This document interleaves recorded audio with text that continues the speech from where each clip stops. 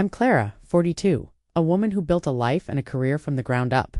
And I am the one who single-handedly saved my parents from financial ruin, only to later watch the bank take everything from them. I didn't do it out of spite, not entirely. I did it for my daughter, Lily. I did it the moment I walked into my parents' house and heard my mother's voice, sharp and cold as ice, cut through the air. Wash the dishes properly, you useless girl. My world didn't just stop in that moment. It shattered and reformed into something new, something hard and clear. The laughter of my nephews that followed was just the confirmation, the final echoing note in a symphony of cruelty that had been playing my entire life. To understand why I could make such a drastic decision to cut off the mortgage payments for my childhood home and let it be consumed by the bank, you have to understand the landscape of my family. It's a terrain marked by deep old fault lines of favoritism, and I was always on the less stable ground. My parents, George and Helen, had 2 daughters, me, the elder, and Sarah, who was 3 years younger. From our earliest days, Sarah was the sun around which my parents orbited. She was the charming one, the bubbly one, the one who could do no wrong. I was the serious one, the responsible one, the one who was expected to be mature beyond my years. While Sarah was praised for a clumsy crayon-drawn picture, I was given a nod for my strata report card as if it were simply what was expected. The bar for her was on the floor. For me, it was in the stratosphere. I remember one specific Christmas when I was about 14. I had saved up my allowance for months to buy my mother a beautiful, delicate silver locket. I had spent hours searching for the perfect one, imagining her joy when she opened it. Sarah, on the other hand, had forgotten to get a gift, and, in a last-minute panic, had made a coupon book filled with IOUs for hugs and chores she would likely never do. When my mother opened my gift, she smiled politely. "Oh, that's nice. Clara, thank you." She set it on the table beside her, but when she opened Sarah's coupon book, she burst into laughter and pulled her into a tight hug. "Oh, Sarah, this is the most precious thing I've ever seen. You are just so thoughtful." All day she showed the coupon book to visiting relatives, while my carefully chosen locket sat forgotten on the end table. It was a small thing, a teenage hurt, but it was one of 1,000 cuts that taught me a painful lesson. My effort would never be valued as much as Sarah's lack of it. This dynamic didn't fade with time, it intensified. I went to college on a scholarship and worked 2 jobs to support myself, determined to never be a burden. I studied architecture, pouring my need for stability and structure into designing buildings. Sarah drifted through a communications degree, her tuition and rent paid for by our parents, and then moved back home. She met a man, got married, and had her 2 children, Max and Mia.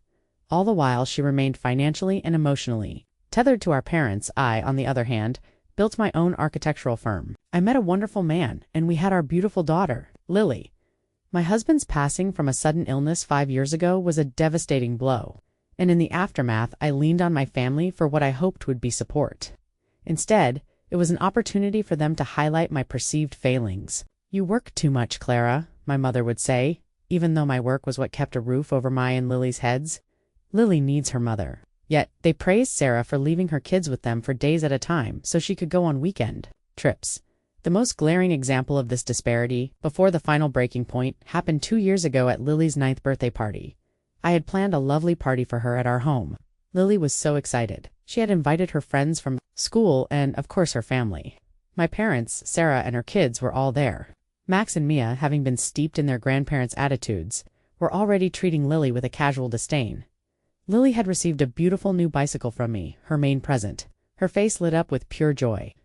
Later, my mother pulled me aside into the kitchen. "A bicycle, Clara. Isn't that a bit extravagant?" she said, her lips pursed. "You're going to spoil her. We never gave you children such expensive gifts." I was stunned.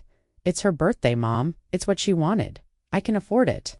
Just then, Sarah walked in, beaming. "Mom, Dad, guess what? We booked our trip to Hawaii. The kids are so excited." My mother's face transformed. "Oh, how wonderful, sweetie," she gushed. "You all deserve a break. Don't you worry about a thing. We'll handle the kids while you're gone." The hypocrisy was breathtaking. My gift to my own daughter was extravagant, but an entire family vacation for my sister was a break. I saw the pattern for what it was. My money was for essentials, for responsibility, while their money, and by extension Sarah's, was for fun and pleasure. My success was not a source of pride for them, but a resource to be managed and judged. This led to the ultimate entanglement, the house. About 5 years ago, right before my husband passed, my father's small business had failed. They had taken out a second mortgage years prior and were now on the brink of foreclosure. The shame and fear in my father's voice when he called me was palpable. They were going to lose their home of 40 years despite the history of emotional neglect. I couldn't bear the thought of them being homeless. My firm had just landed a major contract and I had the means. After discussing it with my husband, we made a decision. I wouldn't just give them a loan. I would take over the mortgage payments entirely. It was a massive financial commitment, nearly $4,000 a month, but I saw it as my duty. More than that, a foolish, hopeful part of me believed this grand gesture would finally bridge the gap between us. I thought it would by not just their security but their love and respect. How wrong I was. For them, my support became an expectation, a baseline. It wasn't a gift to be cherished, but a service that was owed. They lived in the house I paid for, enjoyed the security I provided, and used that very stability as a platform from which to belittle my daughter. They never once said, "Thank you for saving us, Clara." Instead, they said, "The faucet in the guest bathroom is dripping. Clara, you should have a plumber. Look at that." My generosity had been absorbed into the family dynamic not as love, but as my designated role. The ever-reliable, ever-giving, and ever-overlooked provider. And it was in that house, the one I was paying for, that the final cut was delivered, a cut so deep it severed the ties for good. That fateful Saturday started like many others. Lily had a sleepover at her grandparents' house the night before. It was a routine we had fallen into, one that I encouraged with a sense of misplaced optimism. I wanted Lily to have a relationship with her grandparents. I wanted her to feel the warmth of a large, extended family that I had always craved. I told myself that their little digs and critiques were just their way, that it wasn't personal. I was lying to myself, and I was using my daughter's gentle heart as the bargaining chip. I had a busy morning catching up on some blueprints at my home office. I had promised to pick Lily up around noon so we could go to the bookstore. One of our favorite mother-daughter rituals. I called the house around 11:30 a.m. to let them know I was on my way. My sister Sarah answered, her voice breezy. "Hey, Clara, yeah, they're all here. We just finished lunch." She was dropping her kids off for yet another weekend with my parents. Mom's got Lily doing the dishes. There was a little smirk in her voice that I chose to ignore. "Okay, I'll be there in about 20 minutes, I said, my own voice betraying none of the unease I felt.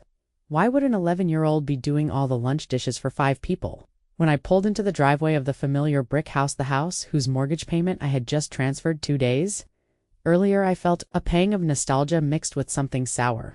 I could see my nephews, Max and Mia, chasing each other in the front yard.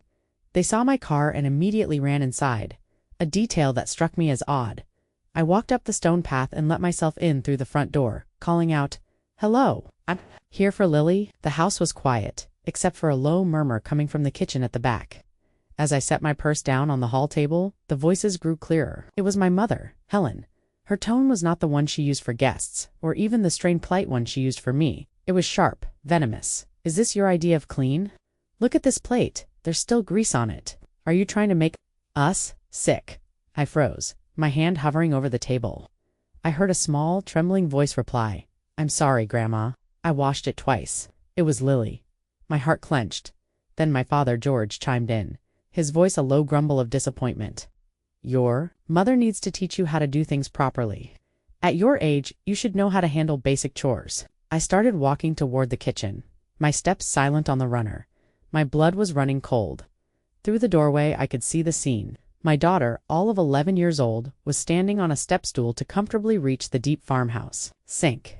Her small shoulders were slumped, and her face, reflected in the stainless steel of the refrigerator, was pale and stained with tears. My mother stood over her, one hand on her hip, the other pointing an accusatory finger at a plate in the drying rack. My father was leaning against the counter, arms crossed, scowling, but that wasn't the worst of it. Peeking around the corner from the dining room were Max and Mia. They weren't just watching, they were snickering, their faces alight with cruel glee. They were enjoying my daughter's humiliation. And then my mother delivered the final blow, the words that would echo in my mind forever. "I don't know why we even bother trying with you. Wash all of them again until they're done right. Don't be such a useless girl. Useless girl." The words hit me with the force of a physical impact. It wasn't just an insult. In that instant, every memory of their lifelong favoritism, every polite dismissal of my achievements, every backhanded compliment, every time they made me feel like I wasn't enough, it all coalesced into a single, blinding point of rage. And they were doing it to my daughter. They were passing their poison down to the next generation. My sister Sarah was sitting at the dining room table, scrolling on her phone, a placid smile on her face. She had heard every word. She saw her children mocking their cousin, and she did nothing. She was complicit. A strange glacial calm settled over me. I walked into the kitchen, and my presence was so unexpected that everyone fell silent. My mother's hand dropped, my father straightened up. Max and Mia scurried back into the other room. Lily looked up at me, and the look in her eyes broke my heart. It was a mixture of shame and a desperate, pleading hope. She thought she was the one in trouble. I ignored my parents completely. I walked over to the sink, took the wet dish towel from Lily's trembling hands, and set it on the counter. I turned off the water. "Go get your overnight bag, sweetie," I said, my voice soft but firm. A stark contrast to the shouting that had just filled the room. "We're leaving." Lily nodded, wiping her eyes with the back of her hand, and scurried out of the room without a single look back at her grandparents. My mother finally found her voice. "Clara, what is the meaning of this? She wasn't finished. She needs to learn. Responsibility." I turned my head slowly and looked at her. Really looked at her for the first time in years. I didn't see my mother. "Now, see here?" My father started, taking a step forward. "You can't. Just walk in here," and I held up a hand. And the authority in the gesture, the authority of the person who paid for the very floor he was standing on, stopped him cold. "I can," I said, "and I am." Sarah finally looked up from her phone, a flicker of annoyance on her face. "Clara, you're overreacting. Mom was just teaching her." I leveled my gaze at her. "And you," I said, my voice dripping with a contempt I didn't know I possessed, "are a bystander? You let this happen. You let your children laugh." Sarah recoiled, as if slapped. Lily returned with her small pink backpack, her eyes fixed on the floor. I put my arm around her shoulder and steered her toward the front door. "We'll be talking about this, Clara," my mother called after me, her voice shrill with indignation. "This is incredibly disrespectful." I didn't turn around. I didn't say another word. I walked my daughter out of that house, the house I paid for, and gently buckled her into the passenger seat of my car. As I pulled out of the driveway, I glanced in the rearview mirror. My parents and Sarah were standing on the porch, watching me go, their faces masks of outrage and disbelief. They still didn't get it. They still thought they were the victims. They had no idea that they hadn't just lost their authority over my daughter. They had just lost everything. The decision was already made. The axe was already falling. The drive home was silent. I kept glancing over at Lily, who sat staring out the window, her small form curled in on itself. A single tear traced a path down her cheek. I reached over and put my hand on her knee, giving it a gentle squeeze. She didn't look at me, but she leaned into my touch. There were no words I could say that would magically heal the wound that had just been inflicted. The only thing I could do was remove her from the source of the pain, permanently. When we got home, I made her a cup of hot chocolate, her favorite, and we sat on the sofa wrapped in a blanket. "It's not your fault, you know," I said softly.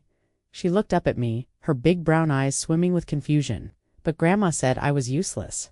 "Grandma was wrong," I said, my voice fierce with conviction. "She was cruel, and she was wrong. What she said is a reflection of her, not of you. You are kind and smart, and you are the most important person in the world to me. Do you understand?" She nodded, a little hiccup of a sob escaping her. I held her close, stroking her hair, and felt my resolve harden from steel into diamond.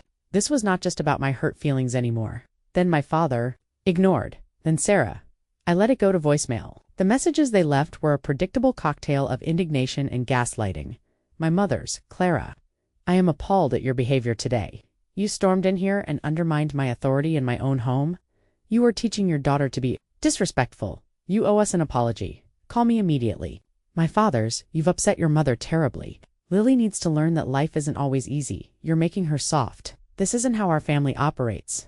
Sarah's was the most revealing. "Clara, this is ridiculous. You're making a huge deal out of nothing. Now Mom and Dad are in a terrible mood and it's ruining the whole weekend. You need to call them and fix this." Not one of them showed a flicker of remorse. True lesson in consequences, it needed a final, definitive confrontation.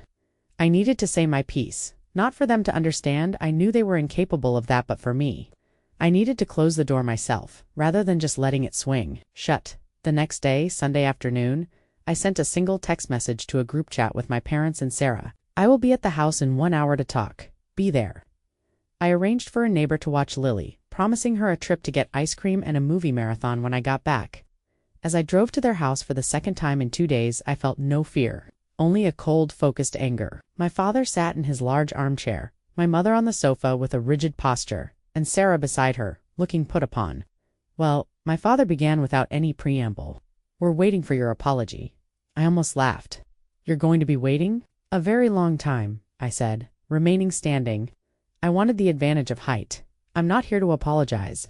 I'm here to tell you what's going to happen now, my mother scoffed. And what could you possibly have to say? You humiliated us in front of your sister. You let your daughter run wild with disrespect? My daughter, I replied, my voice dangerously level. Let's talk about my daughter.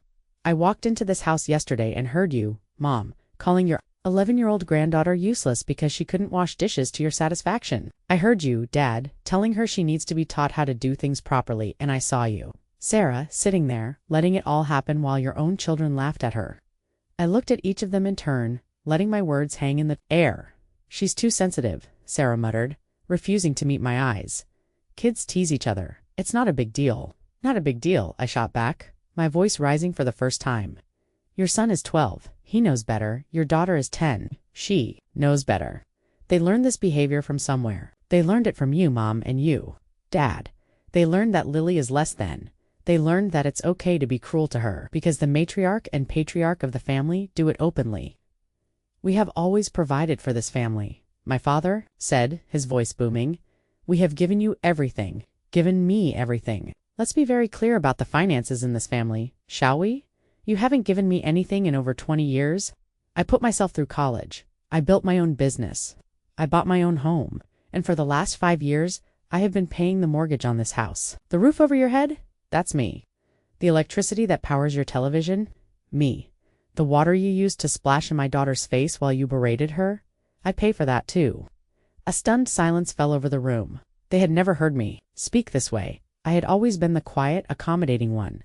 This financial support was not a blank check, I continued, pressing my advantage. I didn't do it just to keep a roof over your heads. I did it because I had a naive hope that it would be a foundation for a real family.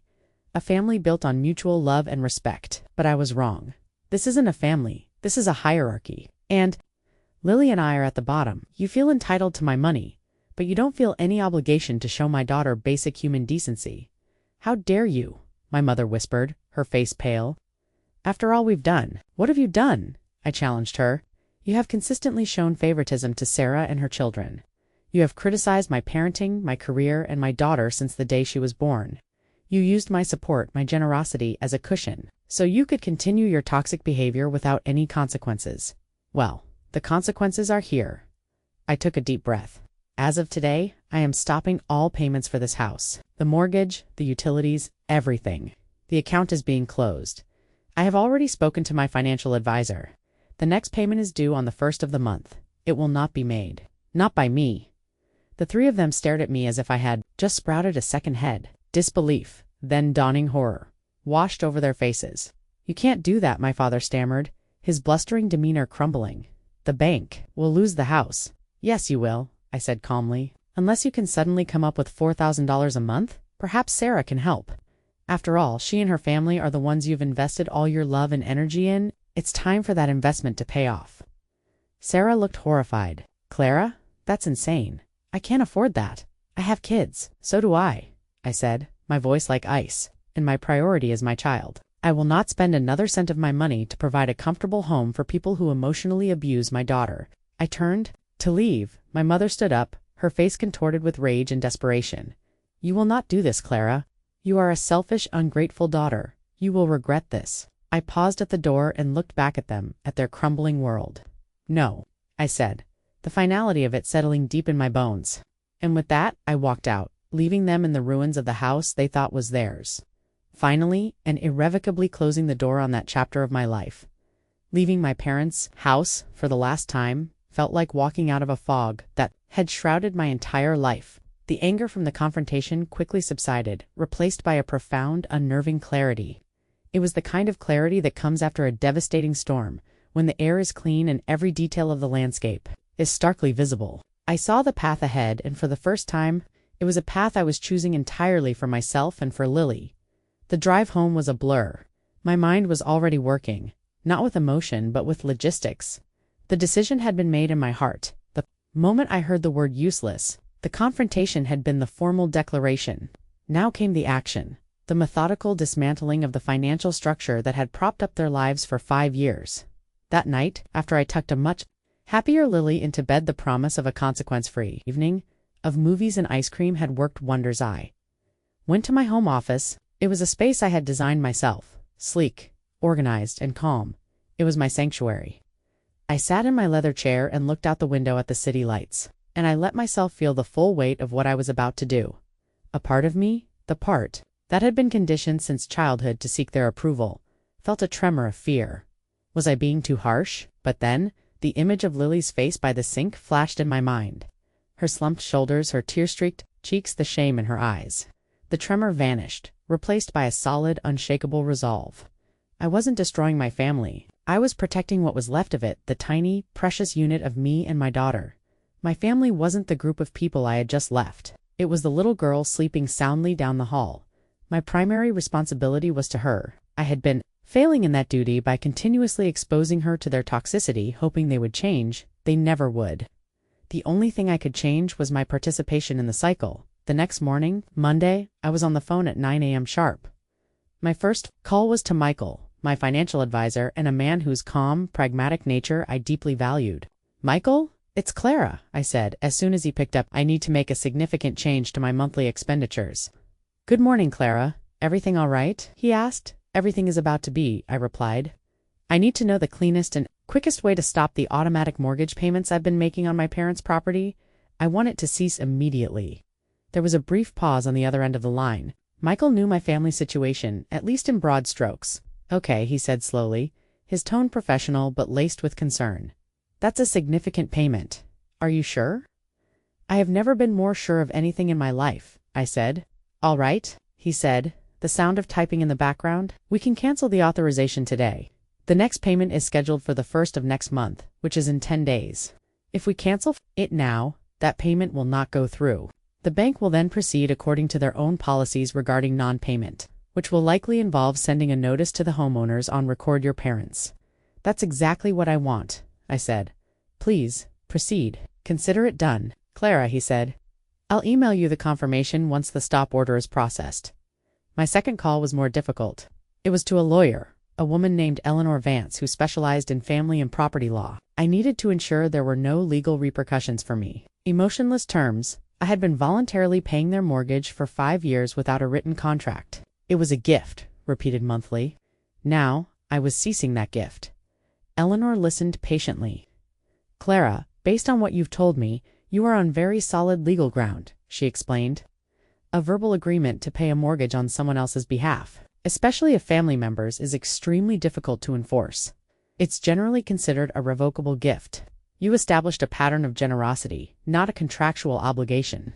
They have no legal claim to your future income, so they can't force me to continue paying," I asked, needing to hear the words. "Absolutely not," she confirmed. "They might try to intimidate you. They might even file a frivolous lawsuit to try and scare you. If they do, we will respond accordingly and have it dismissed. But from a legal standpoint, you are simply choosing to stop giving a very large gift. That is your right." Hearing her professional, impartial confirmation was like a final weight lifting off my chest. This wasn't just an emotional decision, it was a legally sound one. My final task for the day was the most personal. I couldn't just let the bank notice be their only communication. That felt cowardly. I had faced them in person to tell them my intention, and now I would follow up in writing to make it official and irrevocable. I sat down at my computer and began to type. I didn't write a long emotional letter. I wrote a notice. "This letter is to formally notify you that, effective immediately, I have ceased all financial support that I have been providing, including but not limited to the mortgage and utility payments for the property at their address.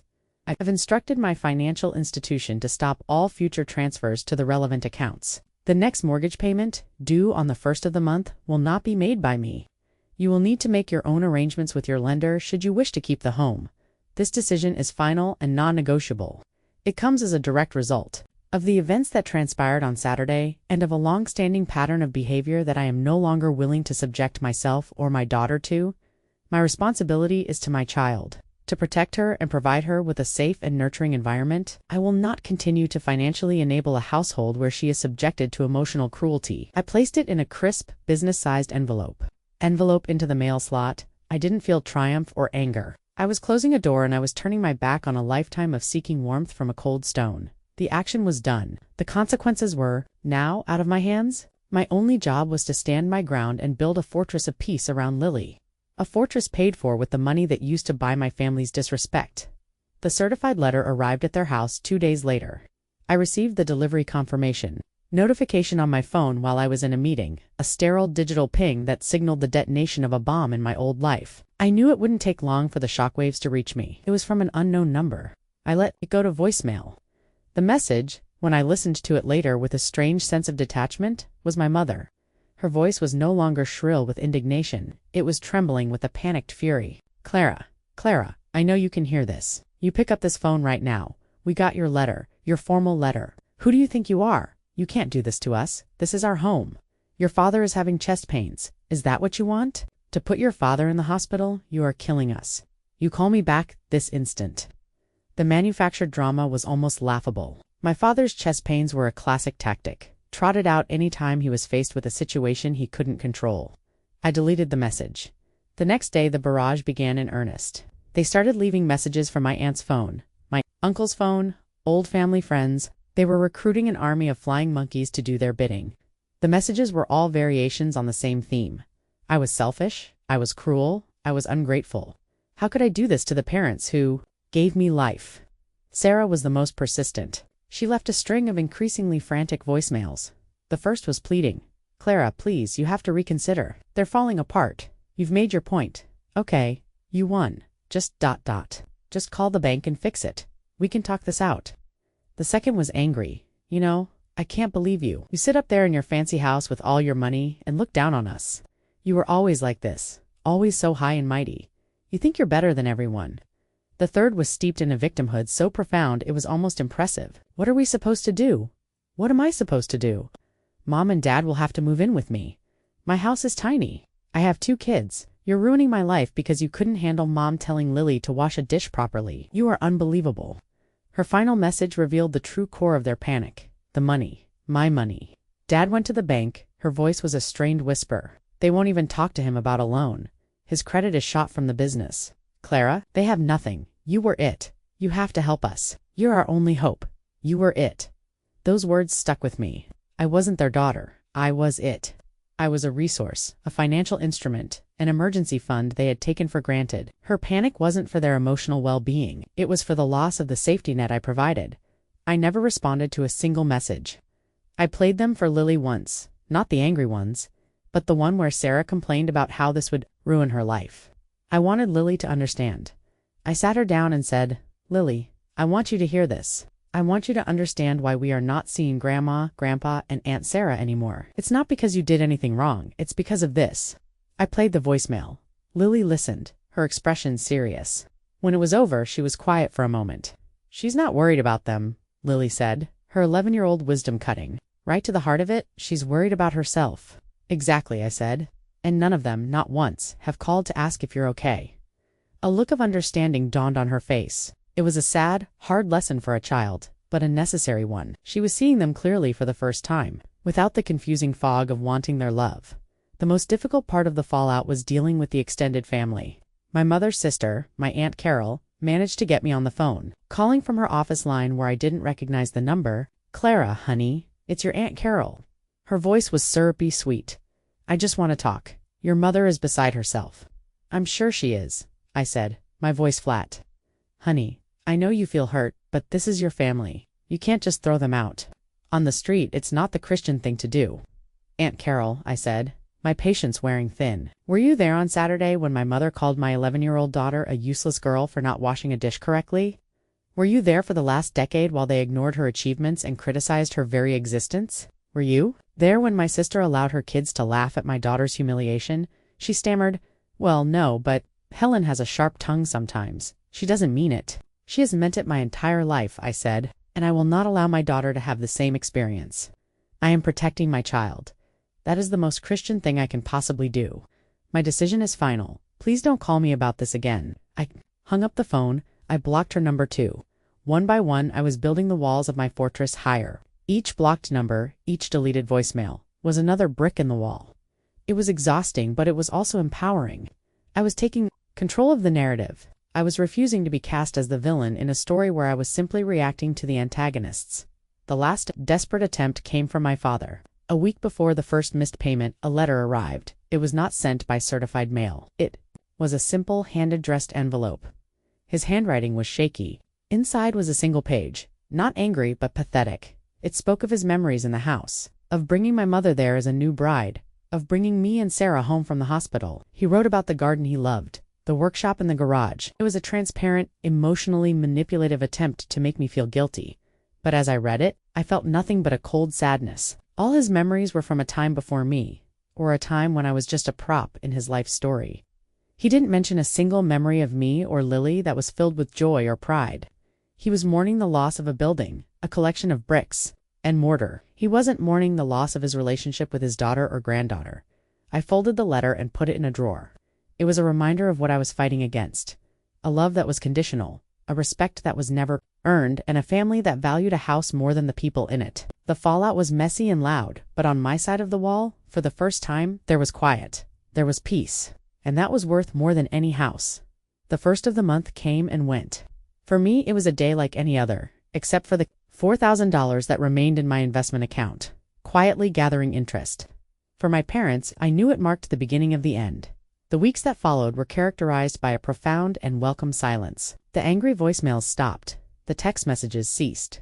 The flying monkeys retreated. It was clear they had finally understood that my decision was not a negotiating tactic. It was a verdict. They were on their own. I didn't seek out information, but sometimes it found me anyway. A distant cousin sent me a text message filled with pity.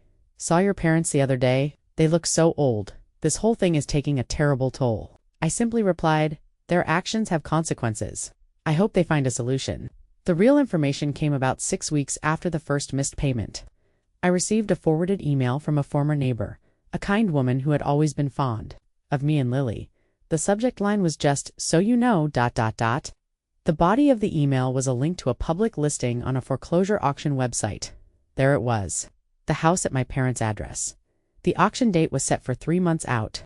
Seeing it there, in black and white with cold, impersonal, legal notices attached, sent a strange jolt through me. There was no part of me that wanted to swoop in and save it, but there was a part of me that mourned the finality of it all. It was the official death certificate of the family I once thought I had. During this time, my focus was entirely on Lily. With the money, I was no longer pouring into the black hole of my parents' mortgage. I was able to do things for her that had always felt like an extravagance before. We took a spontaneous weekend trip to the coast, just the two of us. We spent a whole day exploring tide pools, eating seafood, and flying a kite on the beach. On that trip, sitting on the balcony of our hotel room and watching the sunset, Lily turned to me. "I don't miss them," she said out of the blue. "I know, sweetie," I said. Putting my arm around her, "Is that bad?" she asked, her voice small. "Not at all," I assured her. "You don't have to miss people who hurt your feelings. It's okay to feel peaceful without them," and she did seem more peaceful. A weight had been lifted from her small shoulders. She no longer had to brace herself for the next family gathering, for the inevitable comparison to her cousins, for the critical eye of her grandmother. She was free. She was laughing more. She was more confident at school, and our bond grew even stronger. We were a team. The day of the auction arrived. It was a Tuesday in late autumn. I didn't go to the auction. I didn't even check the website. It was their consequence, not my victory. That afternoon, I picked Lily up from school and we went to a local animal shelter just to look. We came home with a scruffy, one-eyed terrier mix, whom Lily immediately named Winks. He was imperfect, a little broken, but full of unconditional love. It felt symbolic. The news of the final outcome came from Sarah. A week after the auction, a letter arrived at my house. It wasn't angry or pleading. It was defeated. "Clara, the house is sold. A young couple bought it. We have to be out in 30 days. Mom and Dad are moving into a small rental apartment, an hour away. It's all they can afford on their Social Security. I hope you're happy, Sarah." I folded the letter. Was I happy? Happy wasn't the right word. I wasn't happy that my elderly parents had to move. I wasn't happy that my sister felt her life was ruined. But I was content. I was at peace with my decision. I was proud that I had chosen my daughter's well-being over their comfort. I had broken a generational cycle of toxicity, and that was a victory worth more than any house. The final surreal chapter of the house itself came a month later. I was driving through my old neighborhood after a client meeting and took a detour. On a whim, as I drove down their street, I saw it. The house looked different. There was a large moving truck in the driveway, but it was a new family moving in, not my parents moving out. On the lawn, next to the sold sign, was a pile of discarded items for bulk trash pickup. Old furniture, broken lamps, and a few cardboard boxes, their flaps open to the rain. In one of the boxes, I saw something familiar. It was the silver locket I had given my mother for Christmas when I was 14. It was tarnished and discarded. Thrown out with the rest of the trash, seeing it there, I didn't feel hurt. I felt vindicated. It was the perfect symbol for our entire relationship. My love, my effort, my gifts, all of it, had been ultimately worthless to them. Set aside and eventually thrown away. I didn't stop the car. I didn't try to retrieve it. Its value was gone. I drove on, heading home to my daughter and our one-eyed dog, leaving the past on the curb where it belonged. A year can change everything. 12 months after I drove past the discarded locket on the curb, our lives were unrecognizable in the best possible way. The quiet that had first settled over our home had blossomed into a vibrant, joyful peace. The absence of my parents' and sister's drama was like the absence of a chronic headache. You didn't realize. You had until it was gone. The money that had once been earmarked for the mortgage sum, I now referred to as the Lily Fund, had become a source of creation, rather than preservation. We had our kitchen remodeled, something I'd put off for years, and Lily and I took a cooking class together. We weren't just making meals. We were making new, happy memories in a space that was entirely our own. Winks, our scruffy terrier, had become the undisputed king of the house, his cheerful presence a constant, loving heartbeat in our home. The most significant change was in Lily, at 12 years old. She was transforming into a confident, articulate young woman. Her grades were excellent. She had a solid group of kind friends, and she'd joined the school debate club, something the shy, quiet girl of a year ago would have never dared to do. She no longer walked on eggshells. She took up space in the world, knowing she was worthy of it. That, more than anything, was the proof that I had made the right decision. One Saturday afternoon, we were in the garden planting a new bed of roses. Her hands were covered in dirt, and a smudge of soil was on her cheek. She was laughing as Winks tried to help by digging holes in the wrong places. "You know," she said, looking up at me with a thoughtful expression, "I was thinking about Grandma. The other day, my heart gave a little protective squeeze, but I kept my voice neutral. Oh yeah, what about her? I was thinking about how she always said her roses were the best, but she never let me help her with them," Lily said, patting the soil around a new bush. "She said I'd ruin them. But this is fun. I like doing this with you." "I like doing it with you, too, sweetie," I said, my voice thick with emotion. "And for the record, you are not ruining them. You're doing a great job." She beamed at me a genuine, unburdened smile. That was the difference. In my old life, I was paying for a house where my daughter was told she ruined things. In my new life, I was building a home where she was told she could make anything grow. I have had no direct contact with my parents or Sarah since that last defeated letter. The family grapevine, however, occasionally drops a withered leaf at my door. I heard through a cousin that my parents are struggling in their small apartment. My father is bitter, and my mother complains constantly. They blame me for everything. Of course, they have learned nothing. Sarah's life also changed, but not in the way she feared. Without her parents as a constant, free babysitting service, she and her husband had to learn to be actual partners in raising their children.